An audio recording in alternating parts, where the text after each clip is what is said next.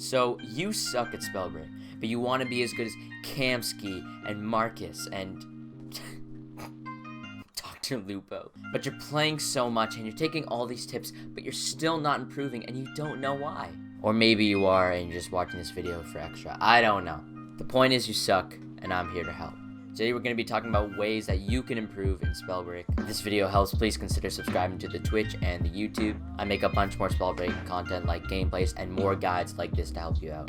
Not every tip today I'm going to be saying is the same kind. There's going to be ones that directly impact your gameplay, and then there's going to be ones that are talking about how you should be practicing. So yeah, there's stuff for everyone. Quick disclaimer, the DMCA cracked down on songs on Twitch and like background music you're allowed to be playing. So I had to delete like all of my VODs and my clips because I was afraid of getting copyright striked and getting banned off Twitch, which is why there's less clip variety than there usually is, and there's just less clips in general. So I worked really hard to make sure the rest of the guide, all other aspects of the guide were good, but in the future I won't have this problem, and my previous guides don't have this problem, so I apologize about that. Let's get started. First, let's talk about how you should be trying to improve. First of all, juggling all those aspects of Spellbreak combat, like positioning and aim and your sorceries and cooldowns and all that kind of stuff is already hard enough as it is. That's the hardest part of Spellbreak. And when you add, like, for example, in squads, probably 5 other players to the mix, it's going to make your game a lot harder. And you might be thinking practicing harder things is how you can be improving, and that's not true. It's going to be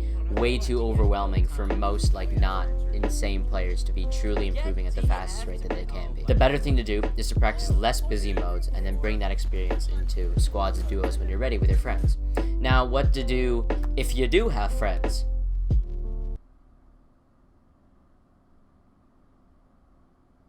I wouldn't know.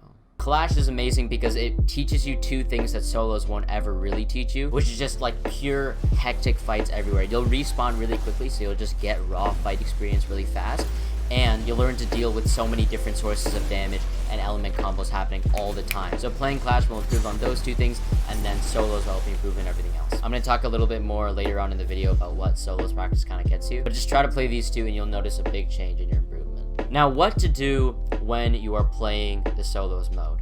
The absolute worst thing, and like one of the biggest mistakes I see like beginners doing all the time, one that I'm still really guilty of, is just landing hotspots all the time. I remember back in the Fortnite days, one of the biggest tips was, land tilted towers, because it was so busy and you'll learn like panic situations really fast, and that's just not the case in Spellbreak. Landing hot traps will get you nowhere, and here's why. Let's just get right off the bat that 2 of the classes, Tempest and Frost, are really, really weak off drop. Getting good at Spellbreak combat doesn't mean getting good at those extremely disadvantageous situations, because you won't learn from those. It simply forces you to fight battles without all the necessary tools at your disposal, and if you don't have all your tools and all your abilities, and you don't have the ability to practice a lot of those skills, you won't improve at it. And that goes for all classes, not just Tempest and Ice. It's just accentuated with those 2.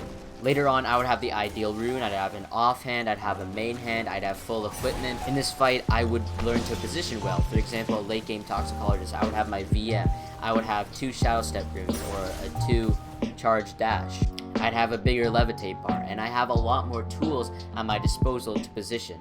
And when you're landing hot drops, all you'll have is levitate, and that's it. You won't learn the full scope of positioning in Spellbreak if you only have 1 tool to do it. Or how can you learn when to push and when to retreat when you don't have any tools to do so? And you won't get that until you hit mid-game or late game. This is similar reasoning to why you should be playing solos. The 2 things I've basically been talking about is either you have too many things to focus on, or you have too little things to focus on, and you should be finding that balance in the middle. And that balance is not having too many things to focus on like in squads, but also not depleting everything you have at your disposal like landing hot drops. Mid to late game solos is the best way to improve at the game, because you have all your tools and you will learn the full depth of Spellbreak combat the fastest. You won't improve if your game plan is just keep hot dropping forward Halcyon with a common wind gauntlet and just hope that you survive past that, because you probably won't. Basically, the key for those 2 is that you want to hone all of your skills to its full potential so that you learn them. Okay, so you're in a fight. What do you do? Well, I might be a little bit biased because I'm a streamer and a YouTuber. You should check out the Twitch, by the way. But 3 forms of media that I found really, really helpful as I was improving in Spellbreak was Discords, videos, and streams. I mean, there's a bunch of YouTubers that already make a ton of class guides and tips and tricks videos just like this one. I have a ton on my channel that should help you out.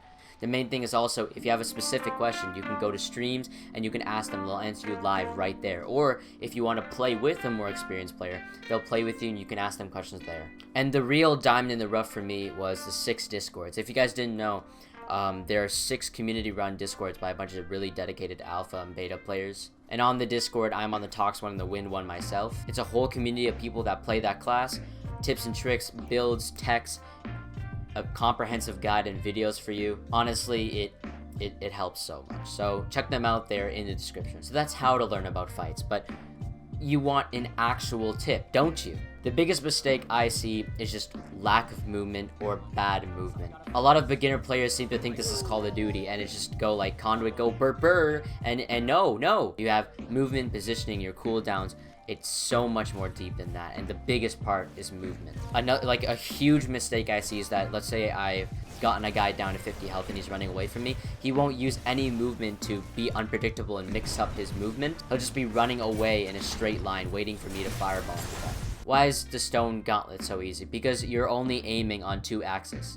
It's either left or right or forward and backwards. There's no vertical, so it's really easy. You just wait for them to hit the ground, and that's the same thing when someone's running away from me. The only thing I have to worry about is vertical or depth. If they're running a straight line, I don't need to move left and right. It's so much easier, and you can fix that problem simply by just using your shadow step movement or your class movement, or really just any movement, or mixing up the way you look with your levitate so that you just don't move in a straight direction. You guys have to understand that just being unpredictable will save your life.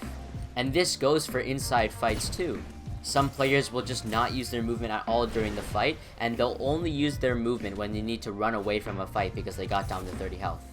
You shouldn't be in that situation in the first place. Being unpredictable will always win you fights. Using your movement to mix up the angles that you're attacking people from, change up your positioning, or just to dodge enemy attack. This is why dash is so good, because it's a no start lag, no end lag, quick dash that can do everything. The momentum will carry you, helping you position really easily. It can help you close distances really fast, and it gets you out immediately. A boulder's coming at you, just dash. So the biggest tip I have is just to use your movement. Just use your movement. Be unpredictable.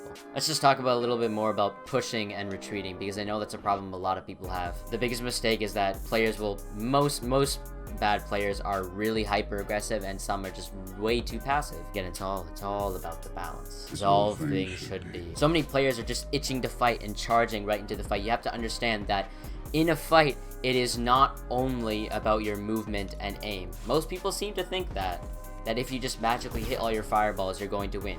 That's not true. For example, stone shapers highly excel in really open plains because it doesn't obstruct their stone fractures at all, and they can just slam when someone hits the ground. But if you're in a castle with walls everywhere, that's horrible for a stone shaper because their fractures won't go anywhere, especially one with a bunch of different vertical levels. So pushing a stone shaper when they're in an open field is not the right play. And honestly, like, it just comes with time with playing the game, but everything is situational. I'm going to talk a little bit more about what kinds of terrain and what kind of positioning is optimal for you versus your enemy later on in the video. But remember, sometimes it's better to let them push you, or sometimes it's better for you to push them. It just all depends on where you will have the highest advantage. If you're a Tempest sitting in a castle and a Stone Shaper's pushing you from an open ground, that's perfect because you're leading him into an area where you have the advantage. So don't be hyper aggressive and just push everything because you'll just get murdered. And the too passive part is also just about not pushing when you should be. I mean, if you're a Stone Shaper and it's a completely open area against like a Frostborn, go for it. But some players I see